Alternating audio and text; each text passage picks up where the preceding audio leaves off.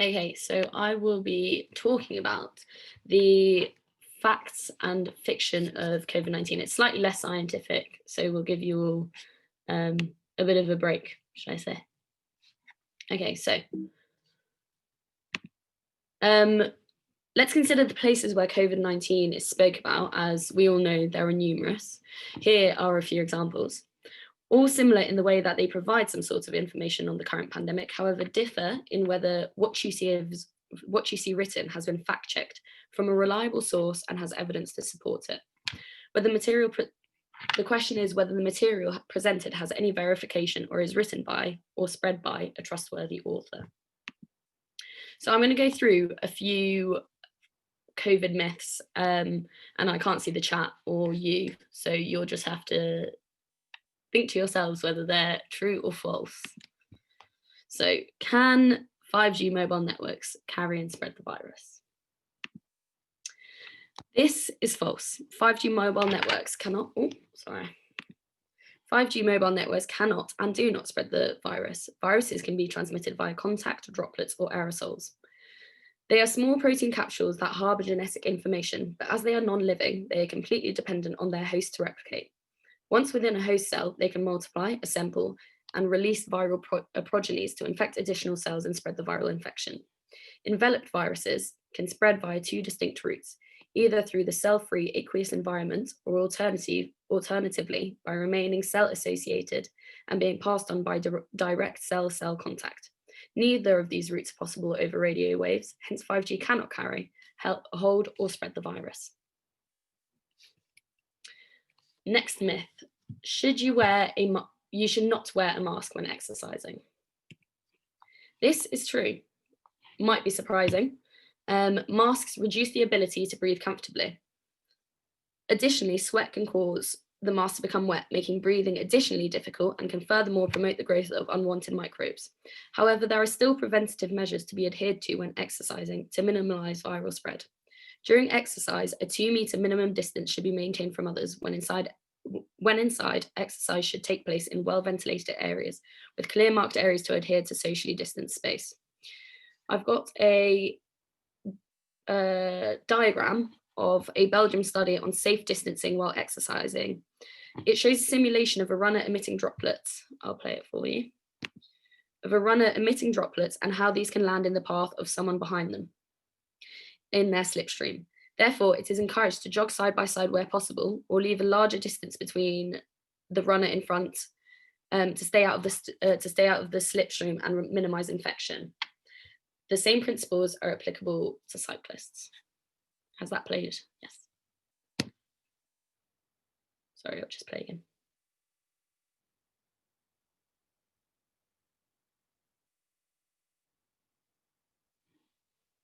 Where possible, people should jog side by side, but if not, of course, a larger distance should be maintained. Cats and dogs can spread COVID-19. This is false. It is not completely ruled out. However, current data shows that the risk of virus transmission from animal to human is very low, as we have already touched upon from the previous presentations. A small number of pets worldwide, including cats and dogs, have been reported to be infected with the virus after close contact with infected individuals. Of those, some got sick and others was asymptomatic. Of those that did get sick, majority experienced mild illness and all had fully recovered. There are no documented cases of dogs or cats spreading the virus to people, and there is no evidence to indicate that the virus can spread to people from skin, fur, or hair of pets. Recent experimental research shows that animals can spread infection to other animals of the same species in laboratory settings. The viral genome inside of the virus will require slightly different genetic material to infect species with differing DNA. Hence, the genetic distance between different species makes viral cross-species transmission very difficult. Having said this, it is still encouraged to healthy habits around pets and other animals, such as hand washing and maintaining good hygiene. Next myth. The prolonged use of medical masks when worn properly can cause CO2 intoxication or oxygen deficiency. This is false. While wearing a medical mask, proper fit is important. It should be tight enough to allow you to breathe normally, and the rod at the top should be bent to fit the bridge of your nose. Recently, a study on patients with COPD was measured. After 2 hours of mask wearing, researchers found no clinically significant changes in any participants' end-tidal carbon dioxide measurements. They also found no changes in blood oxygen levels after 30 minutes of wearing a mask while resting. If an individual experiences shortness of breath while wearing a mask, the study indicates that this is not due to reduced oxygen levels or an increase in carbon dioxide levels. It was also suggested that mask discomfort is likely not due to rebreathing of carbon dioxide or decreased oxygen levels, but instead may be discomfort by irritating sensitive facial nerves, warming inhaled air, or inducing feelings of claustrophobia. The tightly woven structure of the mask means it can catch virus particles but let through smaller gas particles of oxygen and carbon dioxide, meaning breathing is not hindered and oxygen and gases can still exchange normally. This one we have probably all heard, and I'll be very worried if someone doesn't know the answer to. So drinking, injecting, or bathing in bleach, disinfectants, or rubbing alcohol can protect you from the virus. This is most definitely false. All the listed products are highly toxic and should never be swallowed, injected, or rubbed onto or into the body. On surfaces, alcohol-based products inactivate the virus particles by disrupting the structure of the proteins on its surface in a process called denaturing. Hydrogen bonds between amino acids that make up these proteins are displaced, so the proteins lose their shape, structure, and function. These products are encouraged for cleaning purposes, however, they should never be used anywhere on or in the body. Doing so can cause very serious health problems as bleach is corrosive. It can cause chemical burns on skin. Mild exposure from inhalation can cause coughing, a burning throat, and stinging eyes. If drunk, bleach will oxidize and burn the tissues of your mouth, esophagus, and stomach, which can cause severe dehydration, vomiting, diarrhea, chest pain, lowered blood pressure, coma, and potentially death. Hand sanitizers, you can argue that hand sanitizers do contain alcohol, but they have been created to be safe to use on the skin. So, next myth, face masks do not always protect against the coronavirus. This is true. There are several strands of evidence supporting the efficacy of masks. Masks are a simple barrier to help in preventing respiratory droplets from reaching other people. Studies conducted have shown that masks drastically reduce the spray of droplets when worn over the nose and mouth. This simulation on the right compares sneezing with no mask at the top here, sneezing covering your mouth, and sneezing with a mask. The mannequins are seen 2 meters apart, and it is clear to see the effectiveness. I'll play it whilst I'm talking. It is clear to see the effectiveness of a mask despite particle distance and reach being greatly reduced. It is clear to see some particles still make it through the mask barrier. Both disposable and cloth face masks can protect the wearer against droplets. However, neither can guarantee protection against aerosolized particles, as both the diagram and the simulation show. Droplet transmission is when an individual coughs and or sneezes and produces droplets of saliva and mucus, which is mostly stopped by a mask. Airborne aerosolized particles are tiny particles that can be released during breathing and speaking, and they are suspended in the air for longer and can travel further, which can escape through the mask. However, it is clear to see in this diagram and in this graph that transmission is greatly reduced if both the infected individual and other are both wearing masks. Oh, next one. Okay, so those are the myths I'm going through. But now, why do these myths exist? So here are the two different types of information disorder. Misinformation is when false or misleading information is shared, but no harm is meant, as it is often accidental. This is often seen on social media platforms where people share with the intent of informing others without knowing that the information that they are spreading is false. For example, relating to the current pandemic, these can include sunlight being a cure for COVID or there being a miracle cure for the disease, which may not be true, but you can't all be 100%. On the other side, is disinformation. This is when information is fabricated or deliberately manipulated and is knowingly shared to intentionally deceive the public, which can ultimately lead to public harm. Purposely created conspiracy theories or rumors that serve something other than the public's best interests. Examples related to the current pandemic include coronavirus being a lie created by the government to control us, or any vaccine created is not for our benefit. The dangers of so as you can see, disinformation can cause misinformation, which can lead to an exponential increase in the spread of it. On a daily basis, we are exposed to a huge amount of information on COVID-19, and not all that we hear is trustworthy, as you as doctors may all know.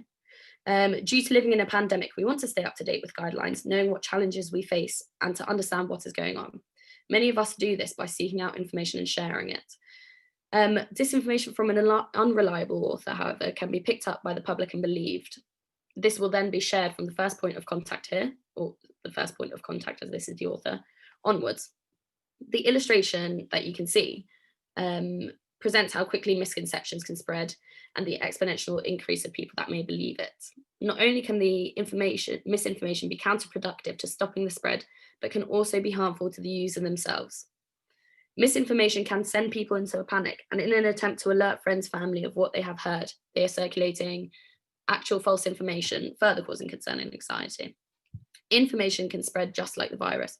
In cases of it being exciting or outrageous, can spread even quicker, only slowed down when people fact check it to determine its authenticity. So here I've got an example of a video. I'll play it and then I will speak about it. We are doctors, scientists, and peace activists, and we are all saying together, this affair of COVID-19 is just not true. And we have the duty, especially as medical doctors, to speak out the truth. And so I'm very delighted to have these international professionals today here in Berlin. My name is Mikael Nordfors. I'm a medical doctor, author, musician, and political reformist from Sweden. So as you can see, this video is an example of how information is presented in a very professional manner to make it more believable. Those in the video are using their medical titles and roles in various organizations to promote conspiracy theories. Seeing a professionally made video on a well-presented website and having the approval of various individuals with scientific or medical titles may incline those watching to believe what is being said, despite having no evidence to support their claims. After watching this video, it's important to ask, are these real doctors? Are their titles credible? Do they truly hold the positions they claim to in the organizations mentioned, or do those organizations even exist? Just because an article, quote, claim, or video is professionally presented does not mean that is the truth. That is the source of truth. We are... Next, we have a video produced by a woman named Kate Shemirani that describes herself as a natural nurse. I will let it play for you before I discuss it. Hey, health seekers, all of you with your kids out there, they're coming for your kids. That Control of Infectious Diseases 1984 Act in the UK, they can take you from your homes and your kids if you test positive and raise your house to the ground. Boris Johnson, in his address, said he has an army fast response test unit to go into schools and offices. When your kids go back to school and they rank up that electromagnetic radiation, you're going to see loads of kids getting sick, and they're going to call it a virus, and they're going to come in and take your kids, and you won't know about it, and you won't get your kids. So she has become an anti-lockdown headliner, promoting that COVID-19 is all a lie, that the vaccine plan is to kill us all and to change our DNA, whilst preaching that health guidelines have been put into place by controllers. However, she provides no evidence to support any of her claims. This is massively dangerous to public health, as people are discouraged to follow health guidance, which is vital to preventing the virus spread. Having racked up a following of 40,000 people, her son was interviewed by the BBC, and he believes she is doing it for fame, to be recognised and looked up to by the public, and is drawing people in by the conspiracy theories she spreads. As is obvious that this question, why spread false information, is not a one-size-fits-all answer, but this is just one example. That from one trustworthy author, it raises the theme of spreading rumours for personal benefit. Hey, health seekers. So 6 ways to fact check any information read. 1, evaluate the first box, evaluate the source. Who posted it, or where have they shared it from? What was the original source of information? This also includes clues of unofficial information, such as poor spelling and grammar, unprofessional visual design, excessive use of capitals and or exclamation points, The second box for it, read beyond the title. Titles can sometimes be over-exaggerated for maximum impact and clicks. To provoke panic or distress the reader, you should read the whole story. 3, identify the author. Research who wrote the piece of information. Are they real? Are they credible? What else have they written? Fourth box, date check.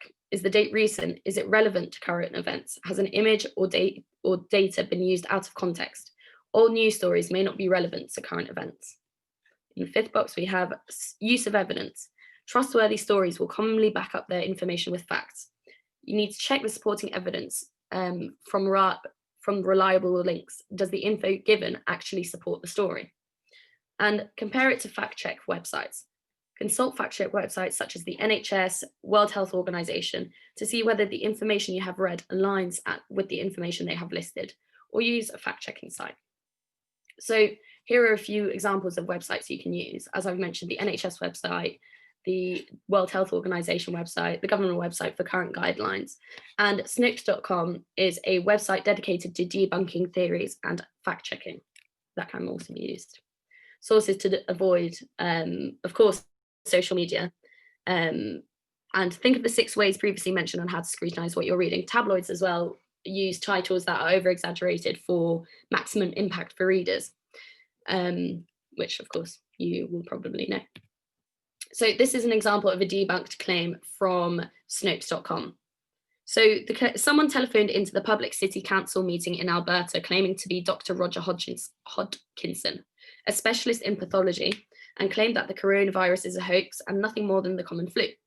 This then caused a news story about COVID-19 being a lie to be circulated from his words.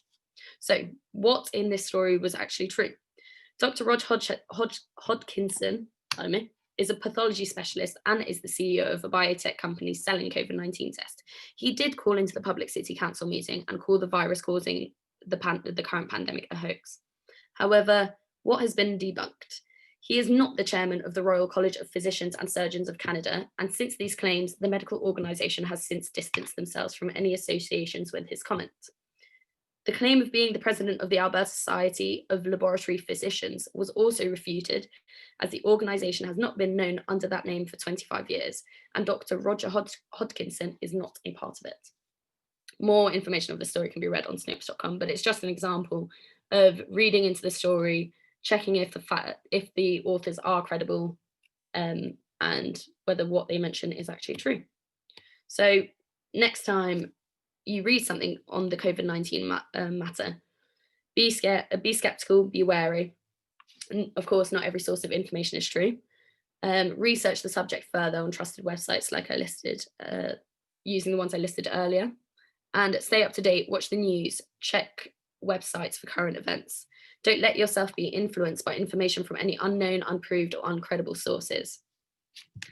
And I believe that is it.